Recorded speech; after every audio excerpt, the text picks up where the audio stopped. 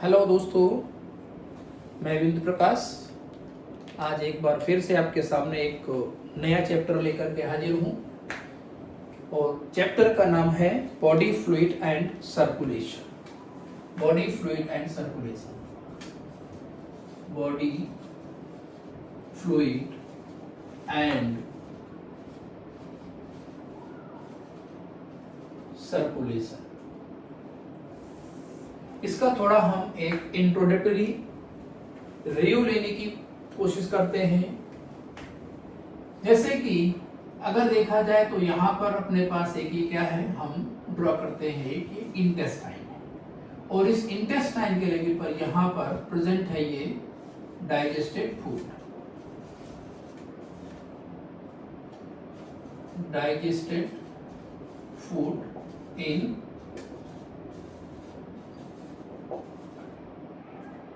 Intestine. Similarly यहां पर हम एक नॉर्मल रिप्रेजेंटेटिव डायग्राम के फॉर्म में लंग्स ड्रॉ कर लेते हैं और इन लंग्स के लेवल पर प्रेजेंट होती है क्या, oxygen. Oxygen in lungs. Similarly यहां अपने पास ये होते हैं body tissues. Here there are the body tissues. ये कुछ बॉडी टिश्यूज हैं, ये बॉडी सेल्स हैं, body tissues.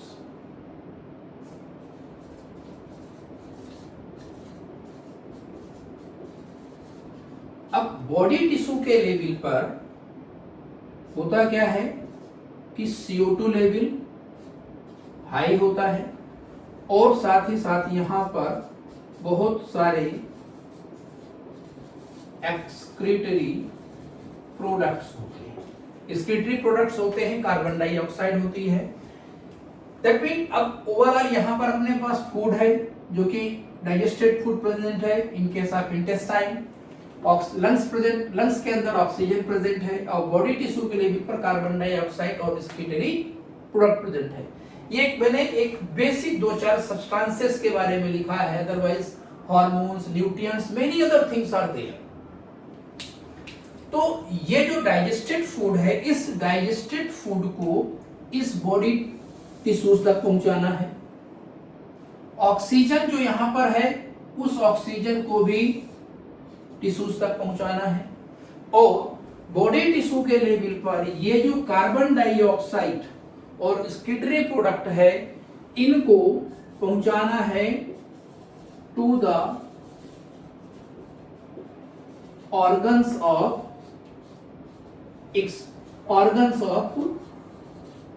Removal, to the organs of elimination, to the organs of elimination. It means in one hand our body tissues are constantly getting nutrients, oxygen and other substances which they need for performing metabolic activities, and in other hand they are producing carbon dioxide and other wastes which are not required by the body or being the toxic for the body. So carbon dioxide and excretory product has to be eliminated out of the body. Nutrients are present in the intestine, oxygen present in lungs, that's to be transported to the tissues. So this kind of transportation of substance जो हो रहा है, material transport, ये जो material transport हो रहा है, ये material transport done by circulatory system। अब जो सर्कुलेटरी सिस्टम है वो चीजों को या मटेरियल्स को बॉडी के एक पार्ट से पिकअप करेगा और बॉडी के दूसरे पार्ट तक पहुंचाने का काम करेगा। ये क्लियर हो गया। अब ये जो सर्कुलेटरी सिस्टम है, इस सर्कुलेटरी सिस्टम में भी मल्टीपल कंपोनेंट होते हैं या ऑर्गेनिजम्स के कॉम्प्लेक्सिटी के लेवल पर उनके हैबिटेट के अकॉर्डिंगली ये जो सर्कुलेटरी सिस्टम है, या कह सकते हैं the system of transport of material जो होता है वो ऑर्गेन्स टू ऑर्गेनिजम्स, उनके कॉम्प्लेक्सिटी, उनके हैबिटेट के अकॉर्डिंगली भी वेरिएबल होता है। चलिए अब हम देखते हैं कि जो डिफरेंट ग्रुप ऑफ एनिमल्स होते हैं, उन डिफरेंट ग्रुप ऑफ एनिमल्स के केस पर जो मटेरियल का ट्रांसपोर्ट हो रहा है वो मटेरियल ट्रांसपोर्ट किस तरीके से उनमें पॉसिबल हो रहा है। जैसे सबसे पहली चीज हम देखने की कोशिश करते हैं यहां पर इन केस ऑफ सिंपल ऑर्गेनिजम्स। सबसे पहले हम बात करेंगे सिंपल ऑर्गेनिजम्स के बारे में। सिंपल ऑर्गेनिज्म जैसे कि अपने पास स्पंजेस हो गए, सिलेंड्रेट्स हो गए, या फिर कुछ प्रोटोजोअन्स वगैरह हो गए, बहुत सारे ऑर्गेनिजम्स होते हैं जिनका एक अपना अलग method of exchange of materials या transport of material from one body part to another body part चलता रहता है। Here we take two example, one is of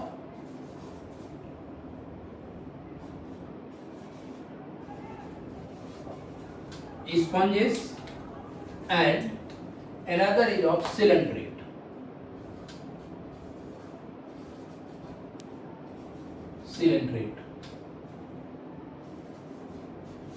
Of these sponges, those are exclusively aquatic animals and having tissue-level organization.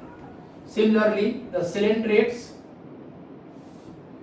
you might have seen the diagram of animal hydra. This is the hydra. These animals are these are sponges and cylindrates. ये basically क्या है? Exclusively aquatic animal, aquatic animals हैं, और aquatic animals होने के साथ साथ है वेरी सिंपल बॉडी ऑर्गेनाइजेशन, है वेरी सिंपल बॉडी ऑर्गेनाइजेशन। जैसे स्पंजेस के लेवल पर cellular level of organisation present होता है, और in case of cylindrate they are present the tissue level organisation, and in their surrounding they are present water. Here they are present water. So what happens? Oxygen dissolved in water directly enters in their body, and carbon dioxide produced as a result of respiration or metabolic activity is released outside the body into water directly. Similarly, in these animals also, those are also present in aquatic habitat. This water dissolved oxygen reaching into their body directly by the process of diffusion, and carbon dioxide produced by their body cells directly diffuses outside the body. So, simple organisms, those are not having very complex body organization, for example sponges and cylindrates. In these animals all the body cells are in the direct contact of water, and since they are in the direct contact of water, that is why they do not require any specific system of transport of material from outside the body or within their body, from one part of the body to the other part of the body. Every cell is almost capable of taking their own nutrients. But in complex animals, in case of complex animals,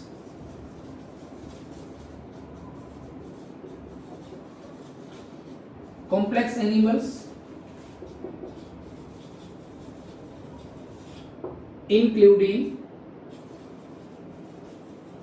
human, have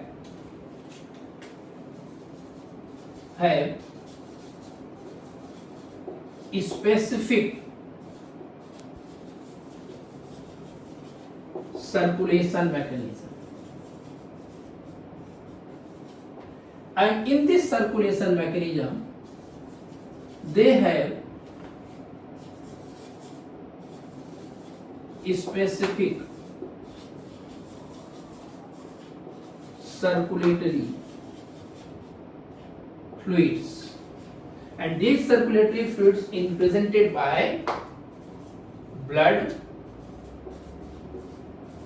and lymph. इस topic को पढ़ते समय सबसे पहले हमारा जो focus blood के composition पर रहेगा. आफ्टर दैट हम लोग जो भी बॉडी फ्लूइड सर्कुलेशंस के जो पैरामीटर्स होते हैं उसके टाइप्स होते हैं, like open type circulatory system, close type circulatory system, single blood circulation, partial double blood circulation और incomplete double blood circulation and complete double blood circulation, वो हम आगे सब वन बाय वन पढ़ेंगे. सबसे पहले हमारा टॉपिक यहाँ पर पढ़ना है ब्लड. और ये ब्लड हम जो पढ़ेंगे वो पढ़ा जाएगा with respect to human. Human के रेफरेंस में हम ये ब्लड का कंपोजिशन यहां पर पढ़ने वाले हैं. कुल मिला के हम यहाँ ये भी कह सकते हैं कि we are going to study hematology. हम हीमेटोलॉजी पढ़ने वाले हैं. मीन्स ब्लड का कंपोजिशन या ब्लड से रिलेटेड जो भी स्टडी हम करते हैं उन सभी को ओवरऑल मिला के हम हीमेटोलॉजी कहते हैं.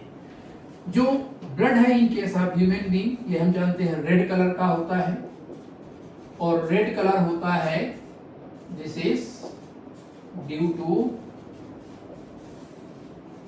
Haemoglobin, a kind of transport proteins. Transport protein, और ये कौन सी ट्रांसपोर्ट प्रोटीन है? तो this is oxygen transport protein present in human body and this gives red colour to our blood. Blood का जो पीएच होता है अप्रोक्सीमेट 7.4, मींस ये हमारा जो ब्लड है वो लगभग अल्कलाइन होगा. साथ ही साथ अगर हम वॉल्यूम की बात करें एक ह्यूमन बॉडी के अंदर, तो ये 5 to 6 लीटर के आसपास होता है. या हम बॉडी वेट के परसेंटेज वाइज करें तो 8% ऑफ बॉडी वेट होता है. अपना जो ब्लड है उसके दो कंपोनेंट्स हैं.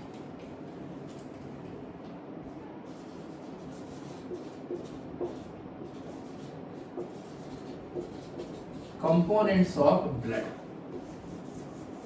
Components of blood. Blood comprises of two components. One of them is plasma and another are the formed elements, जहां पर हम कह सकते हैं ब्लड कार्पसल्स, ब्लड कार्पसल्स होती है.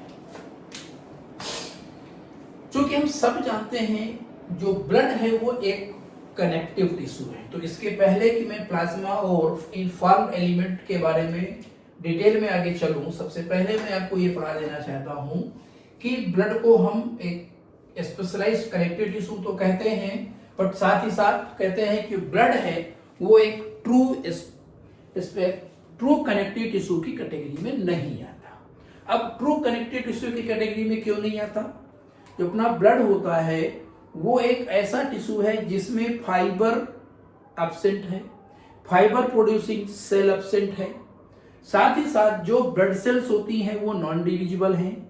ब्लड का जो मैट्रिक्स दैट इज प्लाज्मा होता है वो ब्लड सेल्स के द्वारा प्रोड्यूस्ड नहीं होता है. जो ट्रू कनेक्टिव टिश्यू होते हैं उन ट्रू कनेक्टिव टिश्यूज में फाइबर्स प्रेजेंट होंगे, फाइबर प्रोड्यूसिंग सेल्स प्रेजेंट होंगी.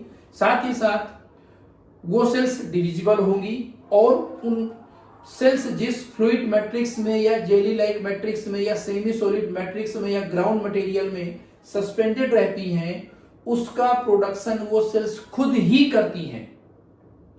जो ब्लड के केस में ऐसी कोई चीज नहीं प्रेजेंट है।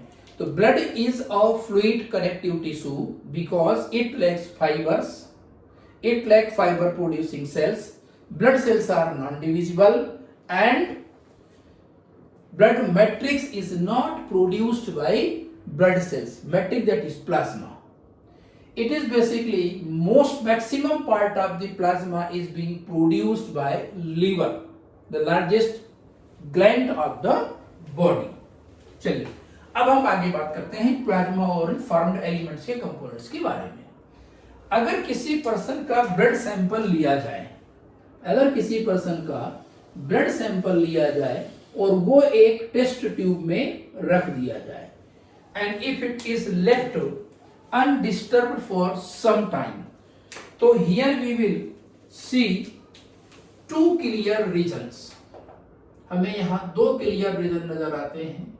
वैसे तो लार्जर स्केल पे अगर मैं बात करूं तो तीन क्लियर रीजन नजर आएंगे इस तरीके से। Three different regions can be seen.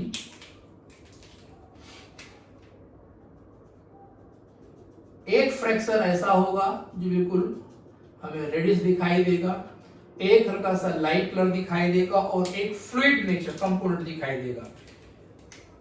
ये जो फ्लूइड फ्रैक्शन होता है ये लगभग टोटल ब्लड का जो हमने यहाँ सैंपल लिया होगा, जो भी सैंपल लिया है 1 ml लिया, 2 ml लिया, 3 ml लिया, उसमें से 55 से लेकर के 60% अप्रोक्सीमेट ये फ्लूइड पार्ट होता है। ये वाला फ्लूइड पार्ट हुआ यहां से यहां तक। इसके बाद एक बीच में कुछ लाइट कलर बफी पार्ट नजर आता है जो टोटल ब्लड का लगभग 1% होता है एंड रिमेनिंग ये जो रेड पोर्शन होता है ये लगभग मान के चलिए 40 से लेकर के 45% के आसपास होगा। अब ये जो तीन रीजन है, इस तीन रीजन में ये वाला जो फ्रैक्शन होता है जो फ्लूइड कंपोनेंट को रिप्रेजेंट करता है ये होता है प्लाज्मा। ये छोटा सा जो 1% है उससे भी कम फ्रैक्शन को रिप्रेजेंट करता है। इस रीजन पर होती है WBCs प्लस प्लेटलेट्स पाई जाती है। और ये जो नीचे का रेडिश फ्रैक्शन कंपोनेंट प्रेजेंट होता है यहां पर होती है red blood cells are erythrocytes. इस 1% से लेकर के ये पूरा इतना जो पोर्शन आपको नजर आएगा बफी पोर्शन प्लस रेडिश ये जो पूरा पोर्शन नजर आता है इसको हम लोग बोलते हैं packed cell volume. In short अगर मैं बोलूं तो PCV के नाम से जानते हैं। ये जो आरबीसी वाला फ्रैक्शन होता है इस आरबीसी दैट मीन जो परसेंटेज वॉल्यूम ऑफ आरबीसीज होता है इसको हम लोग बोलते हैं हिमेटोक्रिट।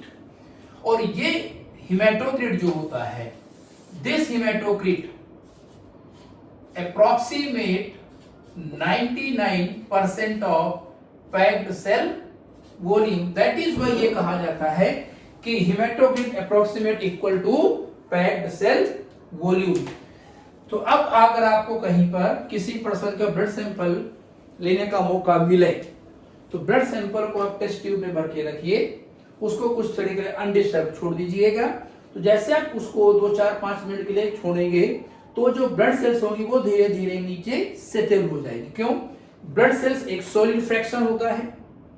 जो ब्लड सेल्स हैं फॉर्म्ड एलिमेंट्स हैं ये सॉलिड फ्रैक्शन है, तो ये ग्रेजुअली नीचे की तरफ क्या होगा सेडिमेंट हो जाएगा और जो फ्लूइड पोर्शन है वो ऊपर आ जाएगा।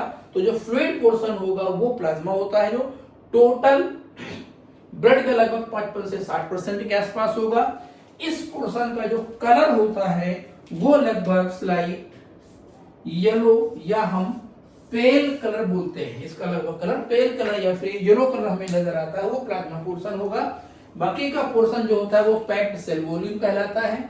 और उस पैक्ड सेल वॉल्यूम में 1% के आसपास में एरिया पे WBC प्लस प्लेटलेट्स आती हैं। Rest of portion is haematocrit, that is percentage volume of RBC होता है। अब ये हेमाटोक्रिट के बेस पर भी कुछ हम स्टडीज कर सकते हैं। जैसे मैं आपको एक डायग्राम यहां पर बना के दिखाता हूं।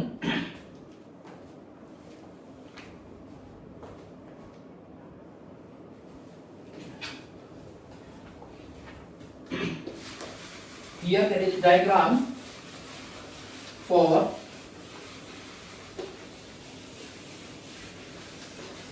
hematocrit। देखिए हम लोग बायोलॉजी के स्टूडेंट्स हैं। अब बायोलॉजी के स्टूडेंट्स के अंदर बॉडी के बारे में अगर जानने की चीज जिज्ञासा ना हो, क्यूरियोसिटी ना हो, तो फिर बायोलॉजी पढ़ने का कोई मतलब भी नहीं है। नीट एक ऐसा एग्जाम है जिसमें केवल सब्जेक्टिव नॉलेज ही नहीं पूछी जाती है, साथ ही साथ कुछ एप्लीकेशन बेस्ड क्वेश्चंस भी आते हैं। और वो एप्लीकेशन बेस्ड क्वेश्चंस अगर को हमें अगर अटेम्प्ट करना है तो कुछ ना कुछ हमें एडिशनल कंटेंट पढ़ना ही पढ़ना होता है। और इतना याद रखिए, सफलता की जो पहली सीढ़ी है ना, वो आपका अपना आत्मविश्वास है। अगर ये हमारा आत्मविश्वास किसी कारण से भी डगमगा जाएगा तो हम जिंदगी में किसी भी क्षेत्र में भी सफलता प्राप्त नहीं कर सकते हैं। एक सैंपल देखते हैं। मैं 3 यहां पर टेस्ट ट्यूब बना रहा हूं, जिनके अंदर हम ब्लड सैंपल भरा हुआ देखेंगे, जिसमें से एक टेस्ट ट्यूब मैंने ये बनाई। सिर्फ मैं 2 चीजें बनाऊंगा, हेमाटोक्रिट एरिया बनाऊंगा और प्लाज्मा फ्रैक्शन बनाऊंगा। ये वाला एरिया रिप्रेजेंट कर रहा है आरबीसी को और ये एरिया रिप्रेजेंट कर रहा है प्लाज्मा को। Very clear. दूसरी टेस्ट ट्यूब ली हमने और उस टेस्ट ट्यूब को देखा। इस सेकेंड टेस्ट ट्यूब को लिया। इस सेकेंड टेस्ट ट्यूब में आप देखोगे तो कुछ ये सिचुएशन आपको अगर नजर आई, मींस जो आरबीसी का फ्रैक्शन था वो ज्यादा हो गया और प्लाज्मा फ्रैक्शन कम हो गया। और तीसरी स्लाइड हमने यहां ड्रॉ किया, ये टेस्ट ट्यूब, ये टेस्ट ट्यूब नंबर 1, ये टेस्ट ट्यूब नंबर 2 और तीसरी टेस्ट ट्यूब हम यहां ड्रॉ कर रहे हैं, थर्ड टेस्ट ट्यूब।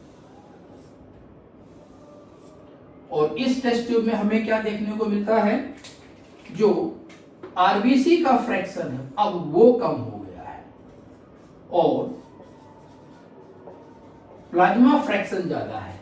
तो अगर हमारे सामने ये 3 टेस्ट ट्यूब रखी हुई हैं, T1 टेस्ट ट्यूब है, T1 T2 और T3, और इनके बेस में कहा जाए कि इनके बेस में यह कहा जाए कि किस पर्सन में किस टाइप की प्रॉब्लम है, तो हम क्या करेंगे, प्लाज्मा कंपोनेंट और आरबीसी कंपोनेंट का परसेंटेज वॉल्यूम देखने की कोशिश करेंगे। जैसे कि अगर हमने भी देखा कि टोटल ब्लड में से लगभग 55% ये है, तो अब कितना बचा, ये लगभग बचा अपने पास 45%। तो ये लगभग नॉर्मल वैल्यू इसी के जैसी आ रही है या नहीं आ रही है। दिस मीन्स ये एक इस पर्सन में जो ब्लड कंपोजिशन है वो सब कुछ नॉर्मल है। यहां पर क्या देख रहे हैं कि यानी कि आरबीसी कंपोजिशन 60% प्लस में आ चुका है, ठीक है, और प्लाज्मा जो हम फ्रैक्शन होता है वो 40% माइनस में जा चुका है। तो इस सिचुएशन की कंडीशन, इस सिचुएशन को हम लोग बोलते हैं पॉलीसाइथीमिया। पॉलीसाइथीमिया मींस एक ऐसी सिचुएशन जिसमें आरबीसी काउंट ज्यादा हो, उसको हम लोग पॉलीसाइथीमिया बोलते हैं। एंड अनदर टेस्ट ट्यूब को देखते हैं, थर्ड वन, जिसमें आरबीसी कंपोनेंट बहुत कम है और प्लाज्मा कंपोनेंट बहुत ज्यादा है। मान लीजिए ये अप्रोक्सीमेट पहुंच जाता है 70 to 80% और ये पहुंच जाता है लगभग मान लीजिए 20 to 30%, जो नॉर्मल से बहुत कम हो चुका है। इस सिचुएशन को हम लोग बोलते हैं एनीमिया। मीन्स एक ऐसी कंडीशन जहां पर्सन में आरबीसी काउंट कम है, मीन्स उसके लेवल पर नेट होल्ड जो आरबीसी कंपोनेंट है, ऑक्सीजन कैरिंग कैपेसिटी है, वो कम है। इस कंडीशन को हम लोग बोलेंगे एनीमिया। तो this is the basic introduction about circulatory components including sponges, cylindrates, then composition of blood. One thing I already explained, why blood is not a true connective tissue. Means यहाँ पे question आप सबको देता हूँ, why blood is not a true connective tissue. ये question आप सब लोगों के लिए है। इस क्वेश्चन को आप लोग अटेम्प्ट करिए। मैं ऑलरेडी इस वीडियो में बता चुका हूं। अगर आपको भूल रहा है क्वेश्चन, आप आंसर इसका नहीं ढूंढ पा रहे हैं, तो दोबारा से वीडियो को रिवाइंड करिए और जब वीडियो को रिवाइंड करेंगे तो आपको ये आंसर मिल जाएगा कि सर ने जो बताया है कि ब्लड को ट्रू कनेक्टिव टिश्यू क्यों नहीं कहा जाता है। ओके दोस्तों, so thank you so much.